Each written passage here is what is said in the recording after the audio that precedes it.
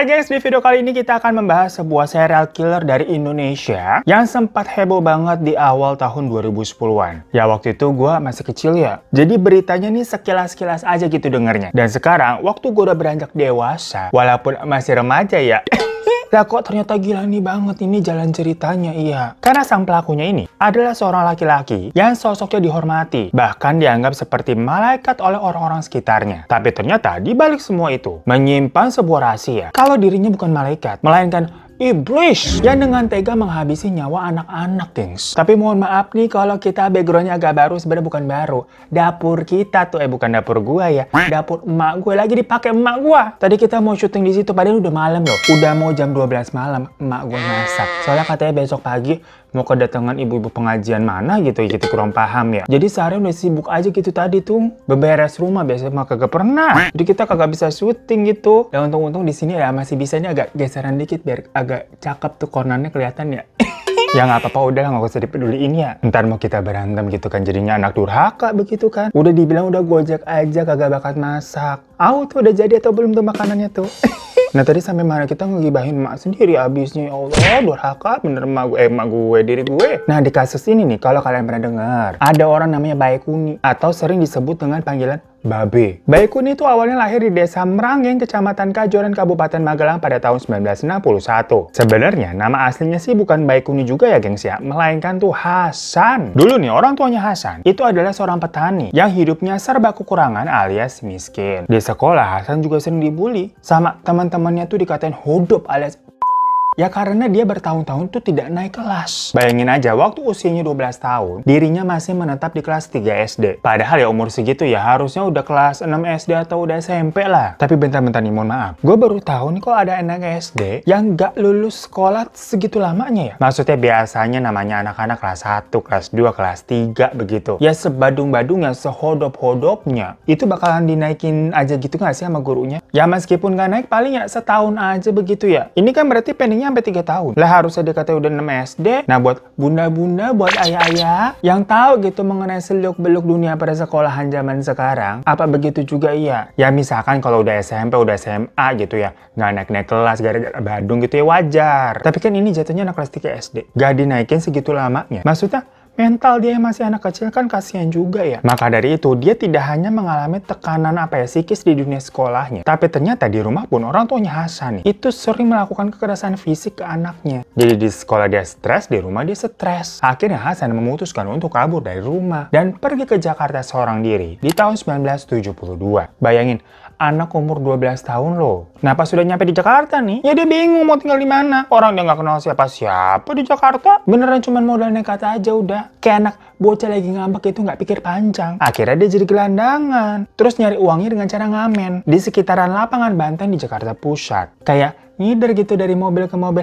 Aku yang dulu bukanlah yang sekarang. Tulus disayang sekarang ku ditendang. Begitu geng. Bertahun-tahun tuh dia hidup di Jakarta jadi anak gelandangan. Sampai Hasan semakin dewasa, menginjak usia remaja, dia beber harus mengalami namanya kekejaman dunia. Ya namanya hidup dan tidur di jalan ya, nggak punya apa-apa sendirian. Jadinya dia selalu menjadi bulan-bulanan preman, gengs. Parahnya nih, dirinya bukan hanya sekedar digojlok atau diceng-cengin waktu macam dia lagi di SD, tapi dia sampai sering dipakai tuh sama preman-preman. Kalau kalian nanya premannya cewek kah apa cewek kah? Ya cewek kah, gengs. Alias iya cowok. Dipakai tuh si Hasan tuh digilir. Lah, apa kabar dunia?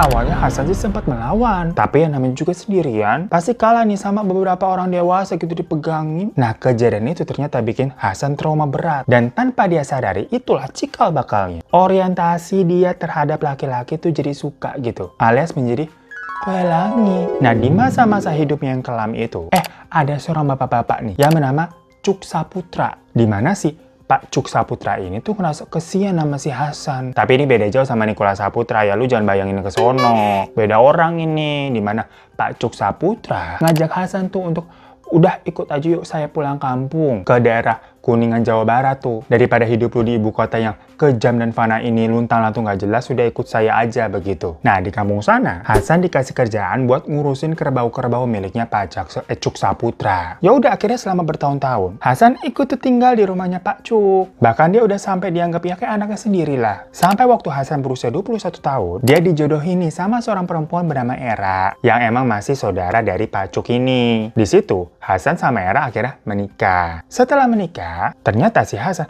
kurang greget sih sama kue apemnya Hera. Dimana dia jadi semakin yakin kalau dia emang sukanya pisang molen.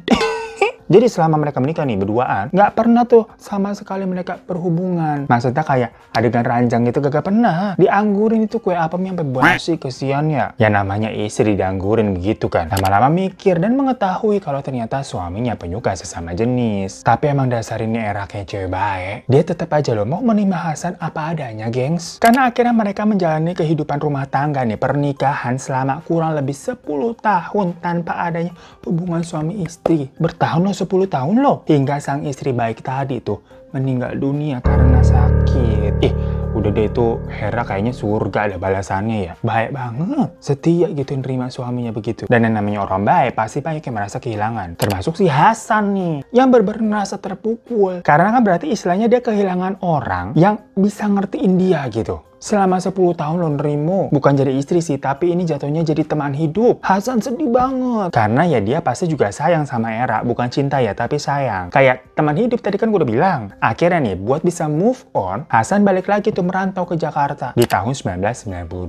Nah, waktu udah sampai Jakarta, Hasan udah nggak jadi gelandangan nih ceritanya nih. Karena dia udah punya tabungan yang cukup. Dimana itu hasil kerja kerasnya selama di kampung tuh kurang lebih 10 tahun kan. Hasan pun mulai berjualan jadi pedagang asongan di daerah Terminal Pulau Gadung dan tinggal di sebuah rumah kontrakan dekat situ. Nah, disinilah Hasan berubah namanya menjadi Baikuni, kayak mau memulai hidup baru maksudnya. Jadi abis ini kita nyebutnya dengan nama Baikuni aja ya. Paham kan kalian maksudnya cerita transisi? Nama dari Hasan jadi Baikuni ini mulai dari sini nih. Nah, karena sifat dasarnya tadi si Hasan emang baik, waktu berubah jadi Baikuni ya tetap baik awalnya. Dia dikenal sama tetangga-tetangga lainnya sebagai orang yang gampang bergaul. Bahkan Baikuni juga sering dianggap seperti apa ya, malaikat yang mau ngurusin anak-anak jalanan yang dia temui di sekitaran Terminal Pulau Gadung itu. Jadi dia sering tuh bawa anak-anak terlantai ini, anak-anak gelandangan, dia rawat, dikasih makan, dikasih tempat tidur, terus bakal dimandiin juga. Dan misalkan kalau ada anak-anak asuhnya itu diganggu preman tuh di jalanan tuh, Baikuni juga berani pasang badan buat ngelindungin mereka. Jadinya semua itu tampak si Baikuni nih tidak ingin apa ya, anak-anak jalanan diasuhnya tuh tidak mengalami perbuatan atau kejadian yang dia alami dulu. Makanya orang-orang sampai menganggap Baikuni udah kayak apa ya, Ayu Azari atau Marini Zumarni studi bidadari yang suka nolong-nolongin orang, suka nolongin lala. Dari situ banyak jadinya memanggil Baikuni dengan sebutan Babe atau Babe Baikuni, yang ibarat kata kayak babenya anak-anak jalanan begitu. Tapi ternyata sosok Ayu Azari itu covernya doang di depan. Kalau di belakang gitu ya, lah jadi nenek lampir dari misteri gunung berapi itu. Jahat banget, antagonis. Yang intinya sih, Babe ini nggak baik banget begitu, gengs, enggak. Karena diam-diam nih ya, si Babe ini punya rasa hawa nafsu sama anak-anak jalanan yang sering dia tolong tuh. Aksi pertamanya dilakukan di tahun 1993, di mana korbannya itu masih berusia 12 tahun bernama Adit. Suatu hari nih, Baikuni ngajak Adit ke kuburan Rawatrate namanya. Karena nggak ada curiga apa-apa ya, jadi Adit nurut aja. Lah kan, sosok Babe Baikuni ini terkenal baik, babenya anak-anak bidadari. Jadi anak-anak pun nyaman sama dia. Nah, sampai di kuburan nih, Baikuni pelan-pelan ngajak Adit untuk berhubungan. Tapi Adit langsung kaget dan menolak. Karena kesal ditolak ya. Si Babe ini langsung untuk si Adit pakai tali rapi ya. Ya Adit akhirnya nggak bernapas lagi udah. Waktu udah nggak bernyawa nih. Awalnya Baikuni ngerasa panik kan. Tapi karena dia lihat suasana sepi, nggak ada yang ngeliat gitu perbuatannya. Dia nerusin lagi. Ngelepasin semua pakaiannya Adit. Dan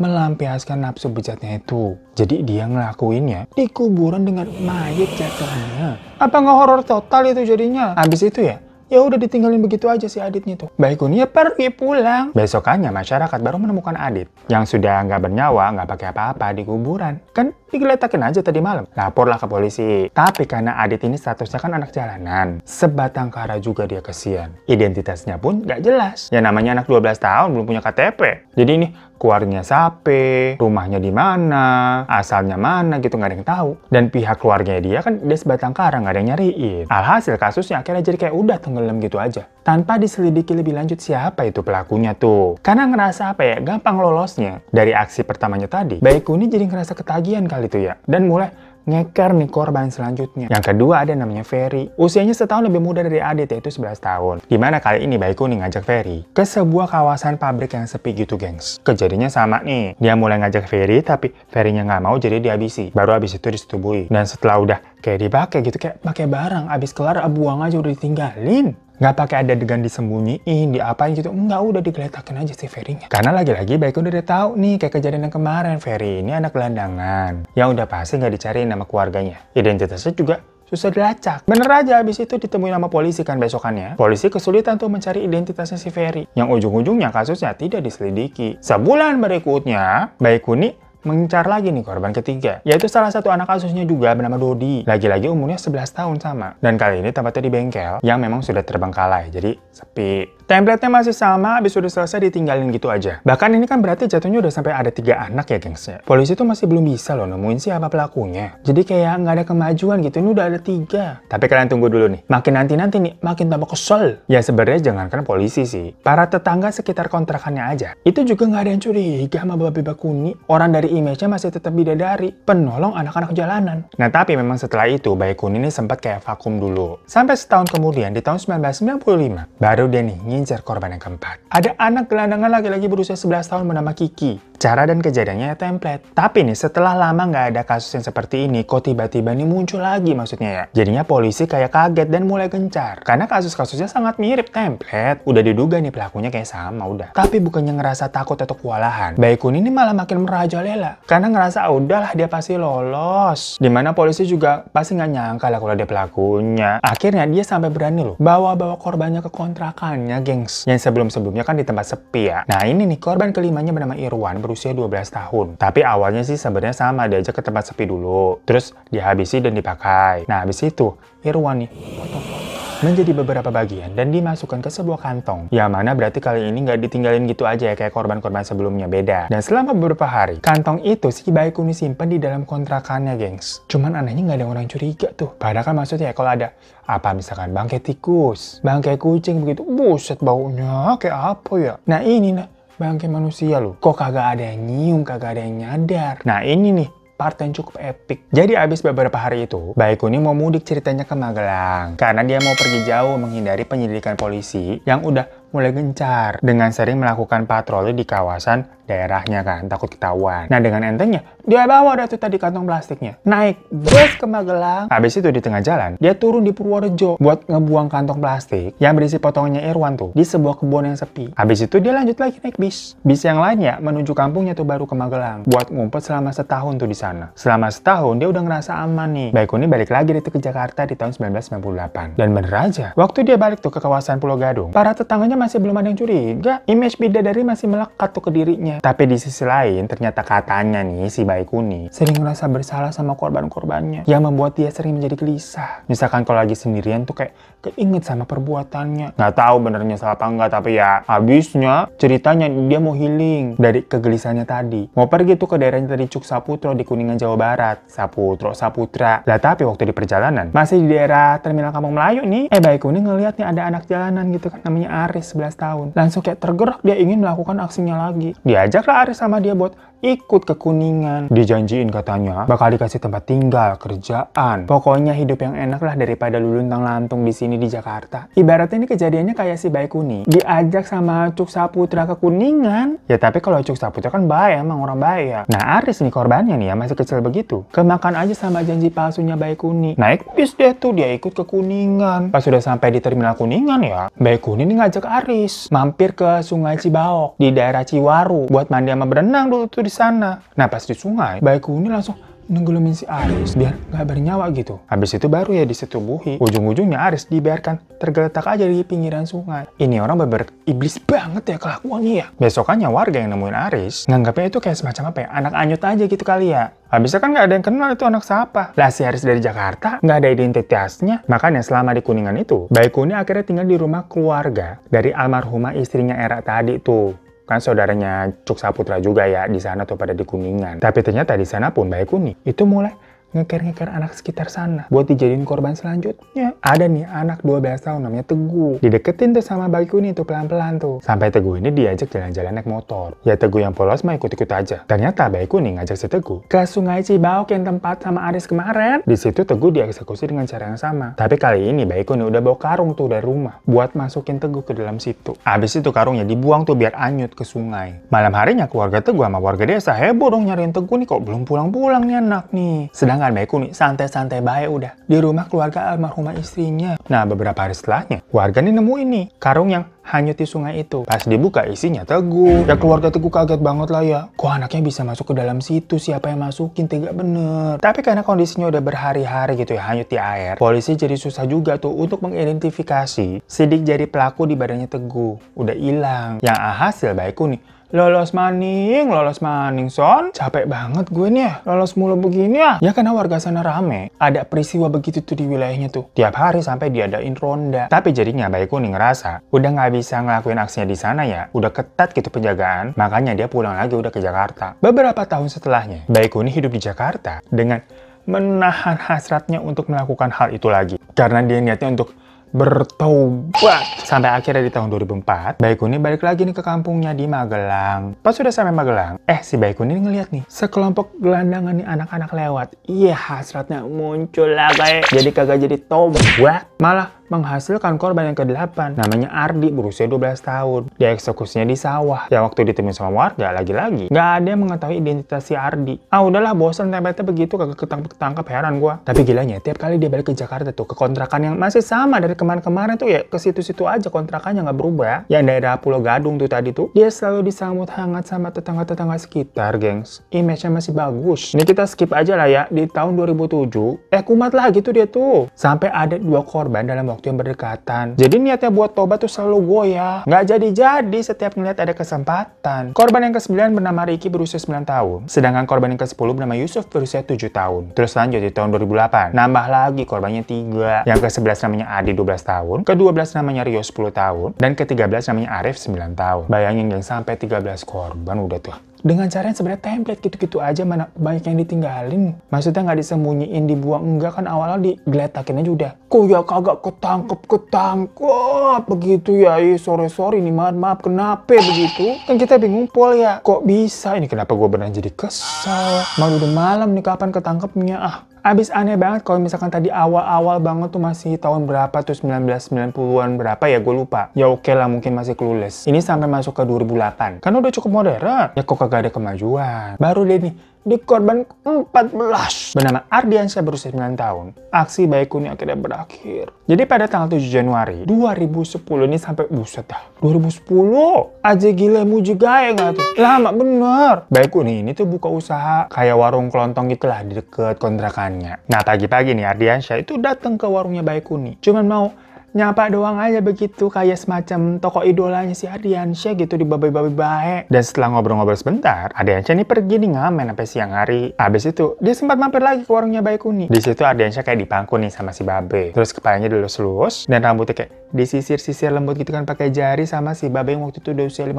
tahun. 50 tahun loh ini udah babe aja gile mujo gae. Karena mangku si Ardiansyah nih.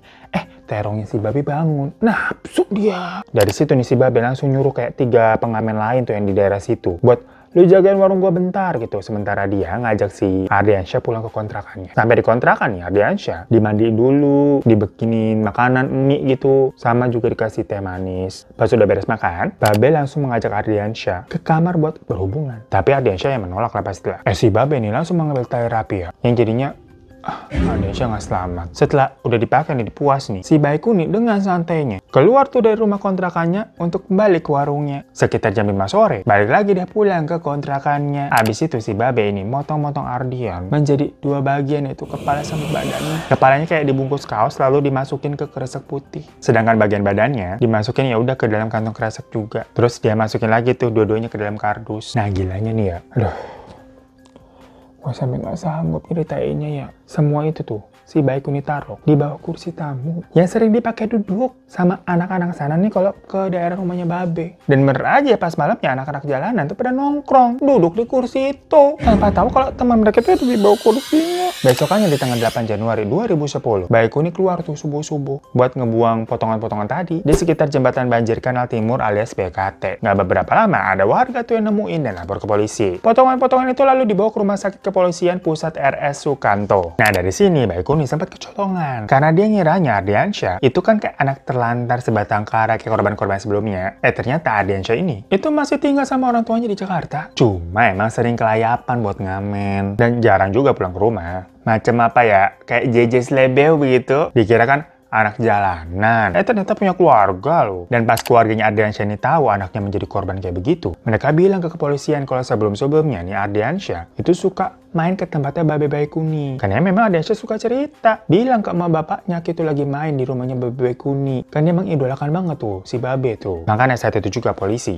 langsung ngedatengin kontrakannya Babe Baikuni dan nemuin potongan baju terakhir yang memang dipakai Ardiansyah. Dari situ Babe Baikuni itu langsung diamanin ke kantor polisi dan diinterogasi. Setelah interogasi yang panjang, akhirnya Baikuni mengakui semua perbuatannya yang udah dilakukan ke 14 anak sejak tahun 1993 sampai 2010. Noh, 1993 tuh mulainya tuh. Capek nggak lama bener. Nggak cuma warga sekitar aja lah yang kaget. Satu Indonesia langsung dibikin heboh karena berita ini. Kok bisa selama itu nggak ketahuan karena image bidadari? Nah, akibat perbuatannya, Baikuni dijatuhi hukuman seumur hidup pada 6 Oktober 2010. Yang katanya kan sebelumnya mau tobat ya. Harusnya dia menerima gitu kan buat ya menembus, emang harusnya dia dipenjara seumur hidup atas kelakuannya 14 anak. Tapi dia malah ngajuin banding. Yang berarti kan dia kayak nggak terima emang putusannya, mau banding, mau diperingat. Karena itu dia malah dijatuhi hukuman berat, paling berat, yaitu hukuman mati. Ya bisa kalau misalkan ngajuin banding gitu ya, konsekuensinya memang bisa diringankan. Tapi malah bisa diberikan lebih berat lagi kalau misalkan nih dirasa tersangka udah salah tapi ngotot gitu, nggak merasa salah gitu. Cuma pas gue cari-cari infonya sih ya, hukuman matinya kayaknya belum dilaksanakan deh. Alias berarti Baikuni masih di dalam penjara. Karena kan memang kalau putusan hukuman mati, vonisnya nggak tahu kapan tanggal hari H-nya ya. Atau misalkan kan ada info nih dari orang dalam gitu, tentang info dan keadaan barunya gitu, boleh komen aja di bawah ya.